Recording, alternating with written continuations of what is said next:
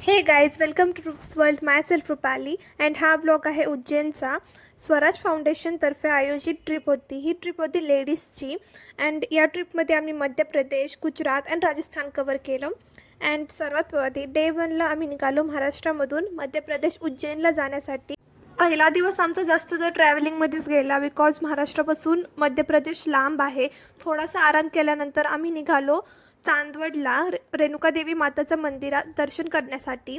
And असा आमचा day 1 ट्रॅव्हलिंगमध्येच गेला. अँड संध्याकाळचा व्ह्यू पण खूप भारी होता त्या मंदिराबाहेर.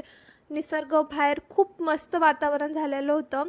अँड हे मंदिरातले थोडेसे क्लिप्स आहेत. त्यानंतर रात्री आम्ही जेवण केलं, एक रूम घेतली होती राहण्यासाठी. अँड हा आहे तो रूमचा टूर. रूममध्ये पण खूप चांगलं नियोजन होतं. तिथं ट्रॅव्हलिंग करून खूप दमलो होतो म्हणून आम्ही आराम केला. अँड दुसऱ्या दिवशी उठून आम्ही फ्रेश झालो. मी इथं डे 2ला ब्लॉग कंटिन्यू करते आहे. डे 1चा ब्लॉग खूप जास्त छोटा झाला असता म्हणून मी डे 2चा ब्लॉग पण ह्याला अटॅच केला आहे. सकाळी उठल्यानंतर आम्ही निघालो फ्रेश होऊन उज्जैनच्या महाकालच्या मंदिरात दर्शन करण्यासाठी. महाकालच्या मंदिरात आतमध्ये फोन अलाउड नव्हते म्हणून फोन आम्ही बाहेर जमा केले होते. त्यानंतर आम्ही हरसिद्धी मातेचं दर्शन घेतलं. ते तिथलं एक शक्तिपीठ आहे. मंदिराच्या आतलं तुम्ही बघू शकता इंटेरियर किती जास्त सुंदर आहे. आम्ही त्या एरियातले बरेचसे छोटे मोठे मंदिर फिरलो, बडा गणपती. त्यानंतर आम्ही निघालो शॉपिंगसाठी. मम्मीचा उपास होता सो मम्मी इथं पेरूची खरेदी करत होती अँड बाकी सगळ्या लेडीज आणि काकू निघाल्या शॉपिंगसाठी. अँड हे आहे उज्जैनचं शॉपिंग मार्केट. मंदिराच्या बाहेर निघाल्यानंतरच हा मार्केट आहे. उज्जैनमध्ये फेमस आहे स्कर्ट, दुपट्टे अँड छोट्या मुलांचे ड्रेसेस पण खूप भारी होते. त्यानंतर आम्ही निघालो बाकी छोट्या मोठ्या मंदिरांचे दर्शन करण्यासाठी. श्री कुंडेश्वर महादेव मंदिर अँड हे आहे कुंडेश्वरचं कुंड.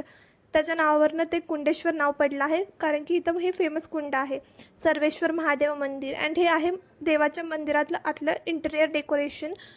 सगळे मंदिर इथले खूप सुंदर आहे. बाहेरून सुद्धा आतून सुद्धा तेवढीच इथं स्वच्छतासुद्धा आहे.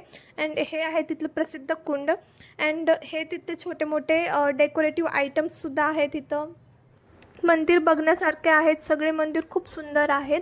अँड त्यानंतर आम्ही गेलो मंगलनाथ मंदिरमध्ये. या मंदिराची स्पेशालिटी ही आहे की मंगल ग्रह ज्यांची आपण पूजा करतो ना त्यांचा जन्म इथं झालेला आहे म्हणून तिथं त्यांचं मंदिर आहे. अँड ही आहे शिप्रा नदी. आतापर्यंत जिओग्राफीच्या टेक्स्टबुकमध्ये फक्त शिप्रा नदीबद्दल ऐकलं होतं पण कधी पाहिली नव्हती. नंतर आम्ही निघालो कालभैरव मंदिरच्या दर्शनासाठी. इथं आम्हाला दर्शनाला 3 ते 4 तास लागले कारण की खूप जास्त गर्दी होती.